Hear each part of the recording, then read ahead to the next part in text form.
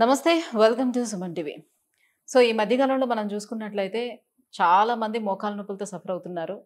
So, almost 40 years వచ్చే వరకల్లా మోకాళ్ళ నొప్పులు అని చెప్తూ ఉన్నారు. చాలా రీజన్స్ దానికి ఉండుండొచ్చు. బట్ అందులో కొన్ని ప్రాక్టికల్‌గా మనం చూసినటువంటి ఎవరైతే పేషెంట్స్ ఉంటారో వాళ్ళకి సంబంధించినటువంటి డౌట్స్‌ని ఈరోజు డాక్టర్‌ని అడిగి తెలుసుకోబోతున్నాం. సో, మనతో పాటు ఉన్నారు ఈపియాన్ పెయిన్ మేనేజ్మెంట్ నుంచి డాక్టర్ మీనల్ చంద్ర గారు from Jubilee hills branch. Hello ma'am. Ma'am, సాధారణంగా మనం మోకాళ్ళ నొప్పుల గురించి చాలా చెప్తూనే వస్తున్నాం. చాలా వీడియోలు చేసాం అండ్ పీఆర్‌పీ ట్రీట్మెంట్ గురించి కూడా చెప్తూ వస్తున్నాం. బికాజ్ ఈ రోజైతే మాత్రం ప్రాక్టికల్‌గా నేను చూసినటువంటి ఒక కేస్ స్టడీ గురించి మాట్లాడదామని అనుకుంటున్నాం. సో, మా రిలేటివ్‌లోనే ఒక లేడీ జస్ట్ ఒక 45 ఇయర్స్ తన ఏజ్. బట్ వర్కింగ్ వుమెన్ కాదు.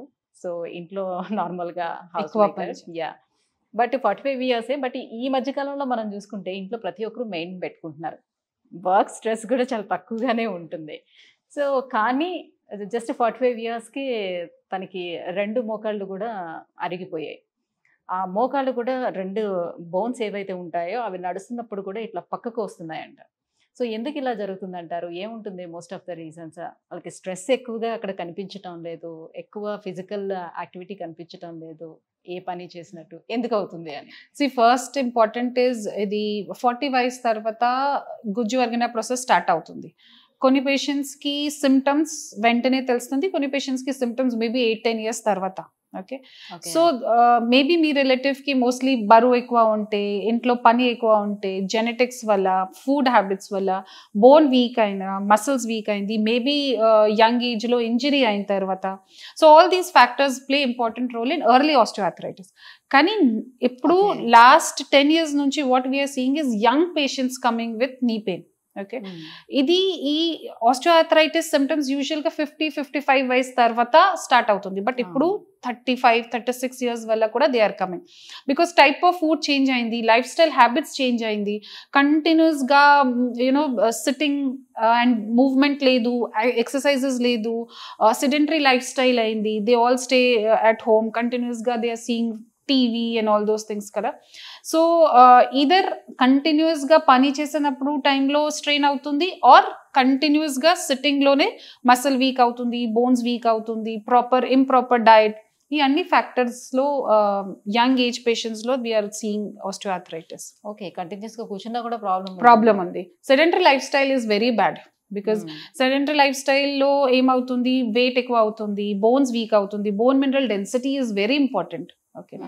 సో 25-26 తర్వాత బోన్ మినరల్ డెన్సిటీ కూడా తక్కువ అవుతుంది. Okay. And the life style what we have now, the food what we're eating is all బయట నుంచి we order and take all those food కదా.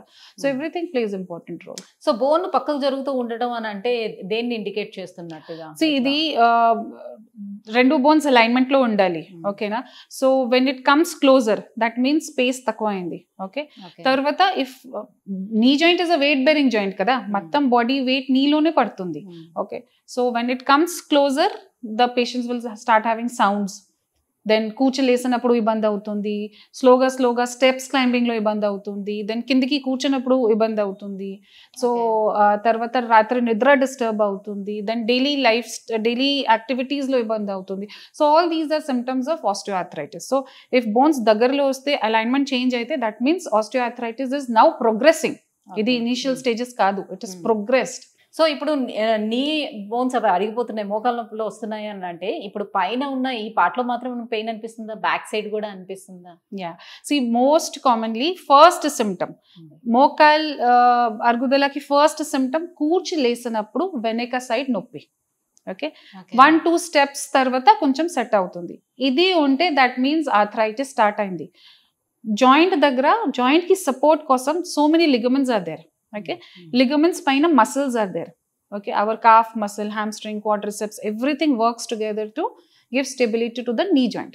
So first when the cartilage loss is happening, first thing is muscle becomes stiff. That is why muscle pain start అవుతుంది. So కూర్చి లేసినప్పుడు, రాత్రి పడుకని ముందు లేసినప్పుడు టైంలో చాలా stiffness అవుతుంది. So that is the first step of osteoarthritis. Right ma'am. ఇప్పుడు మీరు చేసేటువంటి ఈ పిఆర్పి అనేది ఏ స్టేజ్ వాళ్ళకి ఉపయోగపడుతుంది? సో ఎనీ స్టేజ్ లో ఉపయోగపడుతుందా? సో చాలా మందికి ఉన్న డౌట్, నేను కంప్లీట్ గా సర్జరీకి వెళ్ళను, నేను 4th స్టేజ్ లో ఉన్నాను, సర్జరీకి వెళ్ళను, నేను పిఆర్పి తీసుకుంటాను అంటారు. అది యూజ్ అవుతుందంటారా? ఇది it does not depend on stage basically. Okay, it depends on patient symptom. For example like you set మీ ఆంటీకి ఏజ్ 45 కదా, 45 ఏజ్లో మోకాలు నొప్పి స్టార్ట్ అయింది, డైలీ క్వాలిటీ ఆఫ్ లైఫ్ కూడా కొంచెం డిరేంజ్ అయింది. బట్ 45లో will she go for surgery? లేదు కదా. And if she is not suitable for surgery, so ఒక ఆప్షన్ ఉండాలి కదా. So for that PRP conservative management చాలా ఇంపార్టెంట్ ఉంది. Okay, so if you see now everywhere all over India, joint preservation techniques are coming up. Okay, because we want to preserve the joint for long, so that 45 lo surgery people should not go for surgery. So ee PRP symptoms lo depend avutundi. Suppose oka 80-year person daniki x-ray lo damage ఎక్కువే ఉంది, కానీ symptoms లాగే only రాత్రి నిద్ర disturb అవుతుంది or stress activities లోనే problem అవుతుంది. So he will not go for surgery కదా. సో సిమ్టమ్స్ తక్కువే ఉంది. So what we do is PRP. For example కొన్ని patients if she is 50 years but చాలా అరిగింది, బెండ్ అయింది, దెన్ తప్పకుండా if she has to go for surgery we tell them to go for surgery. Ma'am, ఈ PRP treatment అనేది ఇప్పుడు కొత్తగా వచ్చింది ఏమీ కాదు. సో ఎన్నో ఇయర్స్ బ్యాక్ నుంచి ఇది ఉంది అని అంటున్నారు. అప్పటికి ఇప్పటికి వచ్చినటువంటి చేంజెస్ ఏంటి, ఎంత అడ్వాన్స్ అయింది? సో ఇప్పుడు first PRP was in a very initial budding స్టేజెస్లో. సో పిఆర్పికి ఫస్ట్ ఆఫ్ ఆల్ యూజ్ చాలా ఎక్కువగా లేదు. అండ్ దెన్ ఏ పేషెంట్స్లో సూట్ అవుతుంది, sittings of PRP, preparation of PRP, everything was initial stages.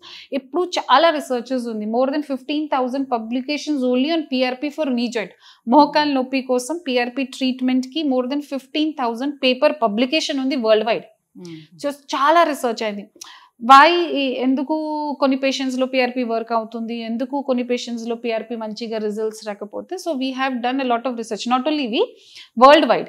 So research ప్రకారం new changes have come. For example preparation of PRP, dose of PRP billions లో ఉండాలి. So how do we prepare that dose, తర్వాత injection technique, తర్వాత follow up techniques, everything has changed. So PRP has grown a lot way and better. Chala different types of PRPs are coming, different type of growth cells are coming, and patient's condition but whatever we need, whatever deficit was there, now it is improving. So per day లో మీరు చాలా పిఆర్పీలు చేస్తూ ఉంటారు కదా, especially మోకాల నొప్పులకి సంబంధించి ఎంతమంది patients ని మీరు చూడొచ్చు? సో ఆ రేషియో ఎలా ఉంటుంది? నా క్లినిక్ లో ప్రతిరోజు అట్లీస్ట్ 25 to 30 కేసెస్ మధ్యలో we do PRP cases. దాంట్లో majority of the cases are knee joint PRP. Okay. దాంతో పాటు we have shoulder, back, other joints, sports injuries. So many conditions are there where PRP can be used. Right. So బయటన చాలా clinics ఉన్నాయి, PRP treatments చేసే clinics చాలా ఉన్నాయి. So వాటితో compare చేసుకునేటప్పుడు ఇది హౌ స్పెషల్ అనేది ఇది చెప్పాను కదా. ఫస్ట్ ఆఫ్ ఆల్ పిఆర్పి కోసం like I said preparation of PRP చాలా ఇంపార్టెంట్ ఉండాలి. ఇంజెక్షన్ ఆఫ్ పిఆర్పి, తర్వాత డిఫరెన్షియేట్ చేయాలి which patients require PRP, which patients లో PRP will not work. Okay, so తర్వాత నా దగ్గర టీమ్ ఉంది, రైట్ ఫ్రమ్ రిసెప్షన్ నుంచి technician, every one knows that what is their role, because technician ki role chala important undi to prepare the PRP. Tarvata na rehab team very important, like I said PRP tarvata kuda exercises, na dietitian ki team. So everything we have the best team where we work together. It is not only me treating a patient, it is the entire team treating the patient. Tarvata machines. Okay, so like we say every time every 5 years lo 6 years lo some new invention will come. So right now whatever are the latest guidelines prakaram a machines ki requirement undi, we have all those latest machines with us so that we can give best result to the patient. So మీ దగ్గర success rate ఎక్కువగా ఉండడానికి reasons ఇవే అయితే. Thank you ma'am, thank you so much. So మోకాల నొప్పులకి reasons and మీ దగ్గర జరుగుతున్నటువంటి ట్రీట్మెంట్ ప్రొసీజర్ గురించి కూడా తెలియజేసినందుకు thank you so much. Thank you.